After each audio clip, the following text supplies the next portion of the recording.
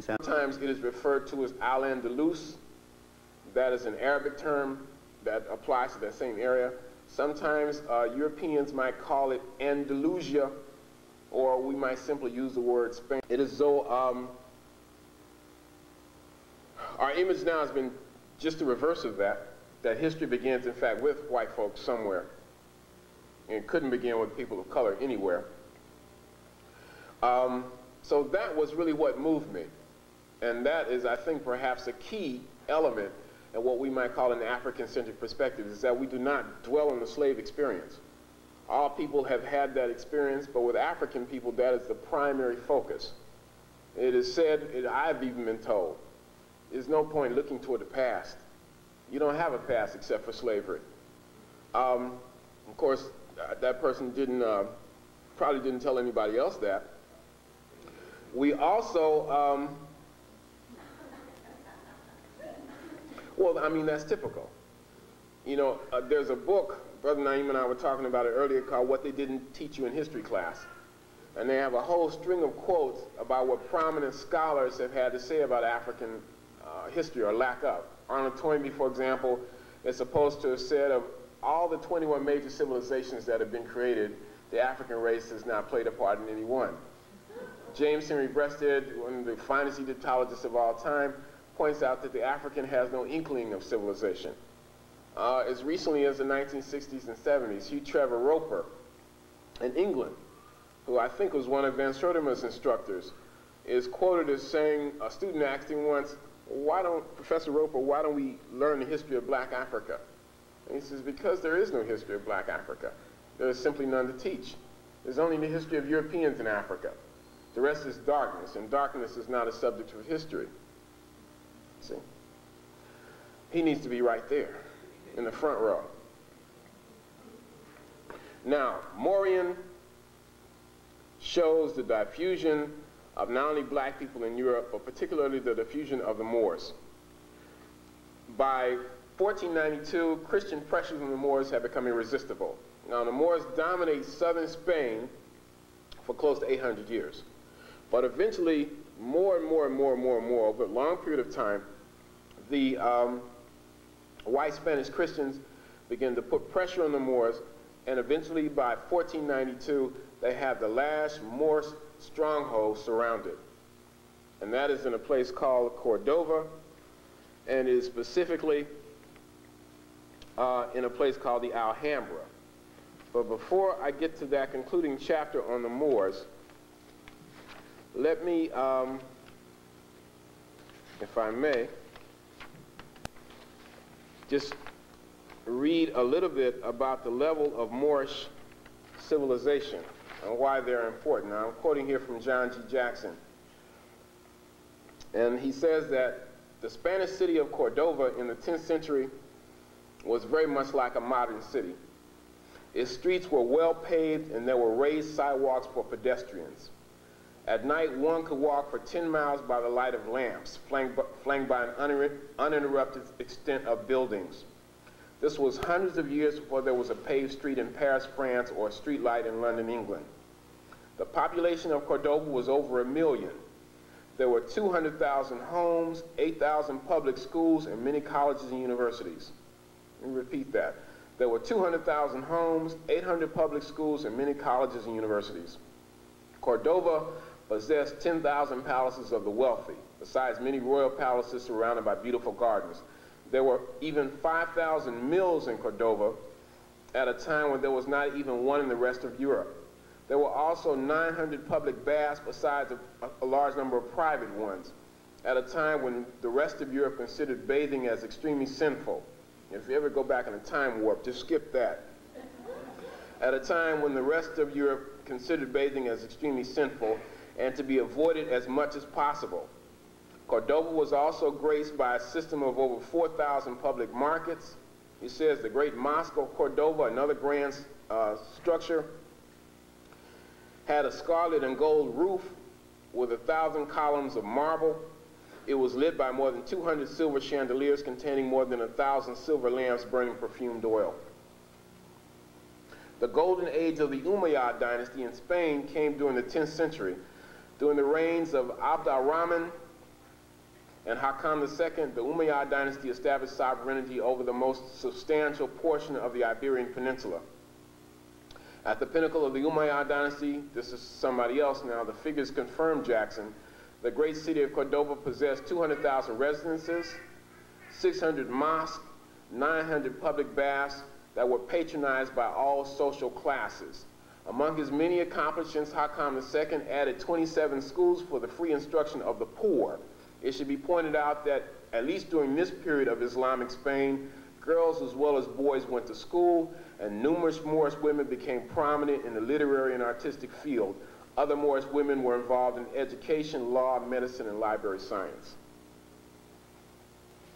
By 1492, the Christian pressures on the Moors grew irresistible, and on January 2nd, 1492, the last Moorish stronghold in Spain surrendered. This was in the Alhambra. And it is said, I was just reading an account a few days ago, that for 23 years, Ferdinand and Isabella, one being the queen and king of Aragon and Castile, had warred. And this was the culmination of the war.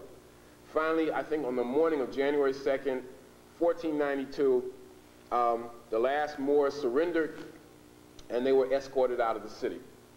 And a cheering throng, a mob of people cheered as Ferdinand and Isabella moved into the Alhambra. Christopher Colombo was among that crowd, among the cheering crowd. And within 3 months, I believe his expedition had been launched. Now, in January 2nd, 1492, the Moors are defeated in Spain. 3 months after that, the Jews are expelled from Spain. And in October 1492, Colombo is discovered in the Caribbean. And that can't be a coincidence. 1492 is to mark a fundamental turning point in world history. And much of it has to do with the final conquest, what these people call the world's longest liberation struggle. Isn't that ironic? And their conquest of the Moors in Spain. Now, what happened to those Moors? Some of them stayed in Spain for a long time, where they were called Moriscos, or Little Moors. Eventually, by 1600, most of them had been expelled. I think in 1596, by a special decree, or 1496, Moors were expelled from Portugal. Over 1 million Moors settled in in France, where their descendants were to exercise a tremendous impact. Other Moors went into the Netherlands. For example, there's a curious story of a black man named Zwart Piet. Zwart Piet is this is in the Netherlands, in Holland. You know, Santa Claus has an assistant in Holland, and that is Zwart Piet, or Black Peter. And by tradition, he supposedly was a Moorish orphan boy who Santa Claus trained and adopted as his assistant. Okay. You also have Moors spreading to the very far east of Europe. In the 9th century, for example, the Moors laid siege to the city of Rome. In the farthest extensions, you have a person named Ibrahim Hannibal. He becomes known as the Moor of Peter the Great. And once again, by this time, many black people were known as Moors. And Peter the Great was the greatest czar on Russia during that period of time. This brother was so intelligent that he was sent to France as the godson of Peter the Great, or Peter the First. He received the finest education possible at that time. He received a degrees in engineering. He became a general in the army. And this is the great maternal grandfather of Alexander Sergeyevich Pushkin, who was the father of Russian literature. Gorky and Tolstoy say that Pushkin was all things Russian. He was more than the Shakespeare of Russia. And the reason we don't know more about him is because his works, for some reason, do not effectively translate. But in the Soviet Union, or the former Soviet Union, there are literally cities named after Pushkin, and they all identify him as black. Pushkin, when he died at the tender age of 37, defending his wife's honor in a duel, was working on a book, in fact, called The Moor of Peter the Great. And Pushkin gloried in his African ancestry. The Dumas family did not. The Dumas family, the great Afro-French, in fact, let me just digress for a moment and compare Pushkin, Alexander Sergeyevich Pushkin. If you want to read an excellent book on him, there's a piece by John Oliver Killens called Great Black Russian. John Oliver Killens is the same person that wrote Sippy and Youngblood. And he gloried in his African ancestry. Pushkin, in fact, is a fascinating figure. He's born, I think, on May 29th, 1799, of well-to-do parents, members of the Russian aristocracy. When he was about 15 years old, he began to write his first books. When he was 17 years old, he had published books. And he was a brilliant poet, very swaggering, very arrogant. During his 20s, he was exiled because his literature was considered too revolutionary. And the kind of person that Pushkin was, he really seemed to thrive on attention. He will wear, for example, outlandish outfits. He might have a scarlet red turban with a canary yellow scarf and a stunning blue, vest and some white boots on, and then he would get mad if you noticed him, right? And he would challenge you to a duel. Eventually, he was defeated like that, but he was brilliant, and he was working at the end. Then don't ever say anything about him being African. That was enough to get you killed because he was regarded as an expert marksman. So eventually, he dies about the age of 38, and he gloried in his Africanness. Now, the Dumas family is just the opposite of that. You have first, I think it's maybe Thomas Davy Dumas, who was born in Santo Domingo in the 1700s, and he leaves Santo Domingo when he's 18. The next time we see him when he's 21, he is a major general in the French army. Very big man, and supposedly he was an idol, or Napoleon Bonaparte idolized him. Napoleon Bonaparte seemed to have a thing for black. His wife is a black woman, so-called Creole from the Caribbean. And Napoleon loved her to the extent that his dying words were Josephine, Josephine. According to J. Rogers, he had 12 black generals in his army. In 1799 or 1798, he invades Egypt. So his life is surrounded by black folks one way or the other. And the elder Dumas was with Bonaparte in Egypt, by the way. And that is why they fell out, supposedly because of Napoleon's destruction of Egyptian monuments.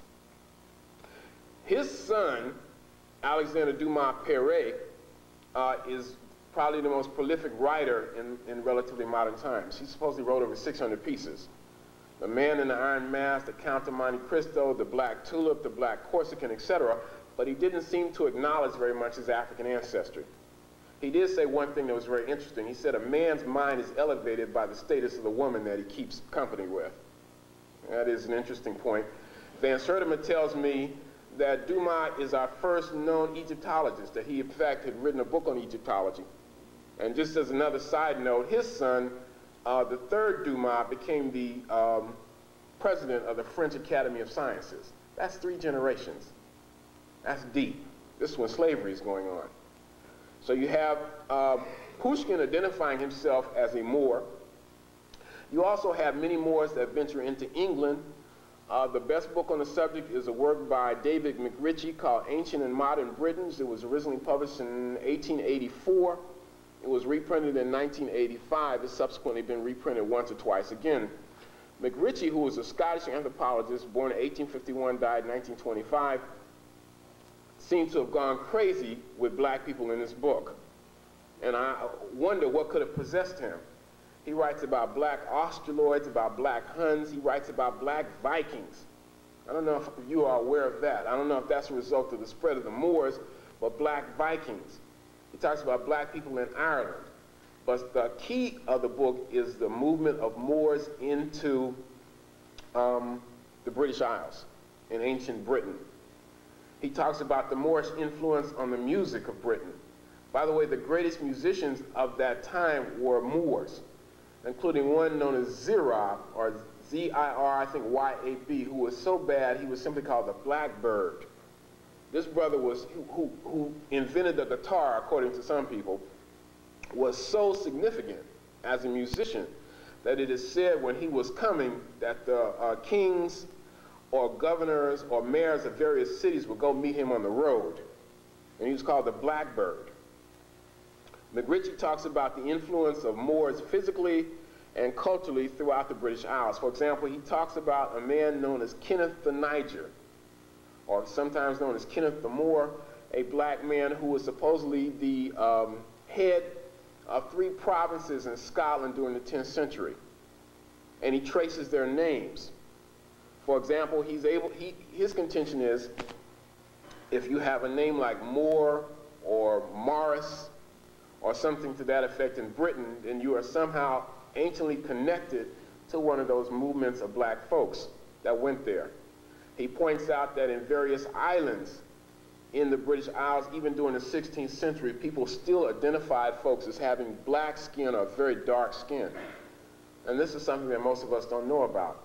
Last but not least, I could possibly mention the fact that you have also what may be a Moorish presence in the traditions of Ireland. Ireland specifically mentions black people, possibly Moors, and they are identified as African sea rovers who raided the northwest, they're called the Fomorians, and they raided the northwest coast of Ireland from a place called the Hebrides Islands. And apparently there was a struggle for who was going to actually control Ireland for a long period of time. You may have heard of the Black Irish. So many of these stories may well be connected with the movement of Moors into Spain and Portugal beginning in the 8th century, and then their diffusion and the ultimate spread of those Moors into France, into Germany.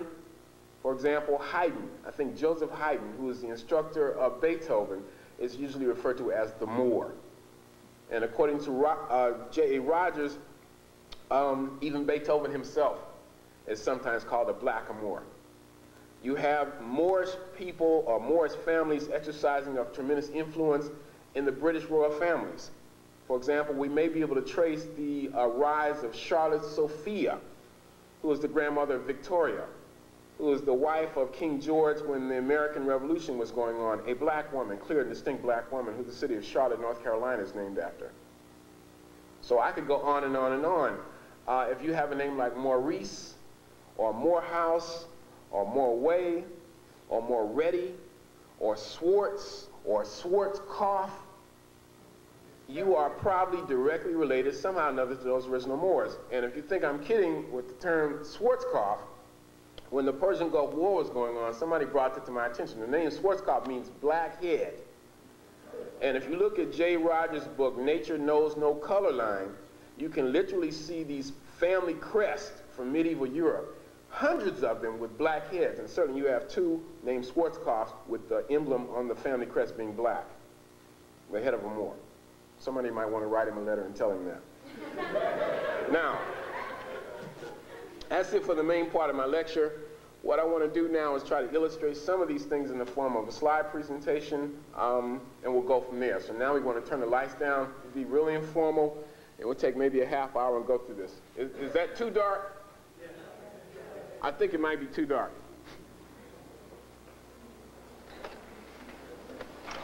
All right. How about that? Well, y'all just behave yourselves. Now, I'll try not only to illustrate briefly the Moorish presence in Europe, but I'll try to focus on African influence in European antiquity in general. Of course, this is the world's oldest known statue, well, the oldest statuette in Europe, and this is called the Venus of Willendorf. And I want you to take careful note of this piece. This was at one time on display right up here in San Francisco. And I think one of my first trips, or not to the Bay Area anyway, to Frisco, first research trip, which must have been about 80 or something like that. This piece was on display, or a replica of it. This is called the Venus of Willendorf. It's only 3 or 4 inches high. And I think it's either steatite or soapstone.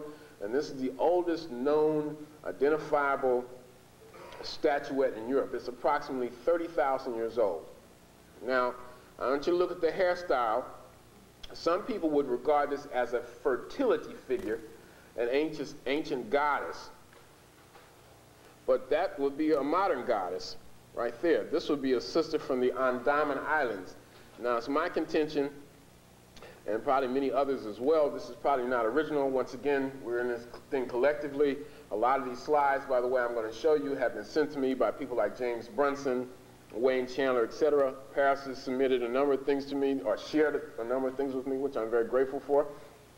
And so let me acknowledge that. That you have probably a movement of people out of Africa beginning 100,000 years or so or more, and they, in physical size, would be small black people. People that we would call Batwa or something like that. Pygmies would be the more pejorative term. And they are the first people of the first world, small black lords of the earth. They spread all over the earth. And that will merely be an indication of that. This is a modern depiction of this same African physical type that we find in the Bay of Bengal in India, off the coast of India. And this is an ancient piece from Russia. This is about 14,500 years old. The fatty excess on the buttocks, that's called steatopygia, and obviously that's something that's characterized very much by African people. Now, this is Hannibal, or what we think to be Hannibal, the great warrior who led his troops from Northwest Africa into Europe. And of course, among those troops were Moors, who formed a part of the cavalry. This is a Phoenician piece. This would be from the city of which the Phoenician. And that's a beautiful piece. It looks very Kemetic in appearance, and that's, you know, probably for good reason. Once again, the people of Kemet and the people of the Phoenician city-states were very close as a whole. This is that piece of the Roman emperor, and this is a very rare piece. This is Septimius Severus. He is important because he's the most significant of at least 3 Roman emperors. He reigns from about 181 to about 197, 199 years after the Christian era. He is the last Roman emperor to die in bed for about 100 years. The rest of them were assassinated. He is directly from Africa. I don't know if he would be a Moor. Eventually, he went back to Africa, and he engaged in a triumphant homecoming tour. And for documentation of that, the most comprehensive documentation is a book called Septimius Severus, the African Emperor of Rome, by a guy named Anthony Burley, published by Doubleday, I think in 1970 or 1972. It's still in print. And it's not a very good piece. It seems like a light-skinned brother, but certainly there he is nevertheless. Here's another piece from that same period. And there's another one. These are black people that play critical roles in the Roman Empire. Of course, you have 3 African Roman emperors. You also have 3 African popes, Victor I, Miltiades, and Galasius. Now, Victor I is on the throne at the same time, not on the throne, but he's the pope at the same time, might be the same thing, at the same time that Septimius Severus is the Roman emperor. And you also have a black man, an African named Tertullian at that time, who was the most advanced theologian in the church. He's the one apparently who was responsible for Latin being the official language of the church for such a long time. So dig that. Even after the fall of Carthage, even after the fall of Kemet, you have an African emperor at Rome, you have an African pope, and a leading theologian in the world at that time, all Africans. Victor I, by the way, is important. One of his contributions is that he is responsible for making, for seeing to it that Easter is celebrated on Sunday every year. These are all black people. Now, these are Moorish cavalry. Note the plated hairstyles. These will be typical of the folks that fought in what's called the Dacian Wars and who were settled in Eastern Europe and the Balkan states. This is a Moorish soldier. I think this is from the 2nd or 3rd century. These are all Brunson's pieces. These are all in the book. And don't forget the tapes, by the way. I think this is terracotta. This is another Moorish person in Spain in the 2nd century of the Common Era. This is Taharqa. Now, Taharqa is important in this story, not because he's a Moor, but because he also leads an expedition into Spain. And this is documented in Spanish chronicles of the period. He is mentioned as Tarraco, or Tarraco, T-R-R-A-C-O.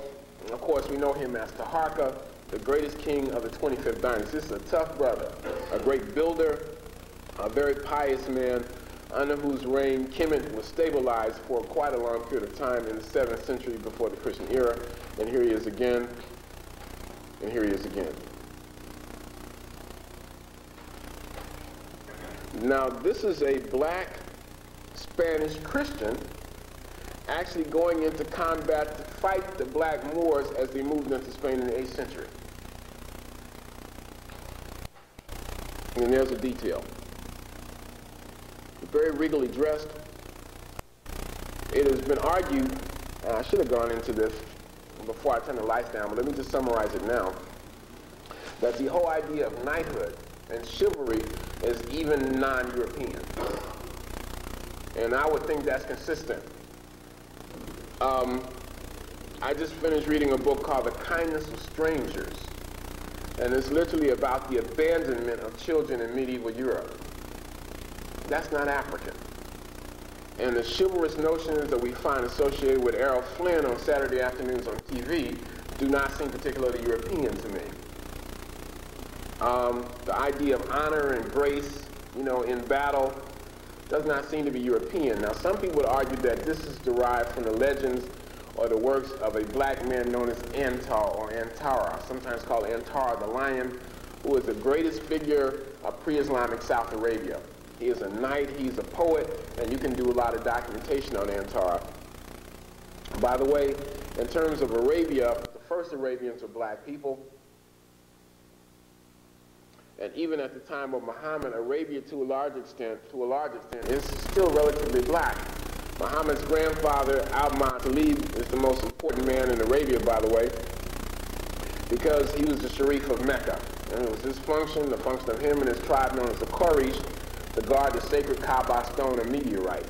He fathered 10 sons, it is said by ancient accounts, each of whom was as black as a knight and magnificent. One of them was Abdallah, who became the father of the Prophet Muhammad. In Arabia, at one time, things were very hot for the early Muslims. And Muhammad said, look to Africa, look to Ethiopia, go there, because you will find a king and a land of righteousness there. And these men, greatly impressed, when they came back to Arabia, they greatly impressed Muhammad. And he saw fit to make the statement that he who brings an Ethiopian man or an Ethiopian woman into his house, a black man, a black woman, brings the blessings of God there. Bilal is so important, a black man, that he is identified as the third of the faith. You have the first Muslim to die in battle, a black man. And some of the earliest and greatest of the Muslims were black. And these are Arabs to a large extent. Now, this is a Moor in the back, and along with an Arab.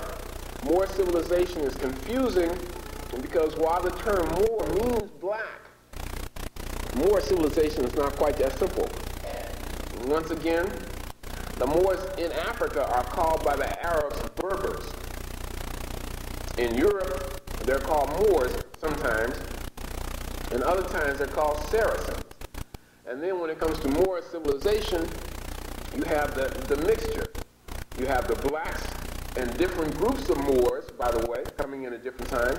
Then you have Arabs and different groups of Arabs with white Spanish Christians, with Jews, many of whom may have been black. I'll show you one in a moment. And the whole intermixture that takes place over 600 or 700 years. Moors. This is supposed to be a Moor and a Jew overseeing the conquest of the island of Majorca in 1469. Moors and Arabs and white Spanish Christians. Same thing. Now, what I'll do in the future, next time I come through Brunswick, send me these. Now, see, this is the kind of person Melgo is. I just cut all that out and just have a close-up of the brother. Now these are Moors laying siege to Palermo, Sicily. This is supposed to be a black Moorish giant, actually a Saracen giant. He's documented in a publication called The Song of Roland, a medieval epic. Gerald Massey argues that Stonehenge, this megalithic monument on the Salisbury Plain, 60 miles southwest of London, was actually constructed by black people, specifically by men known as Moorians.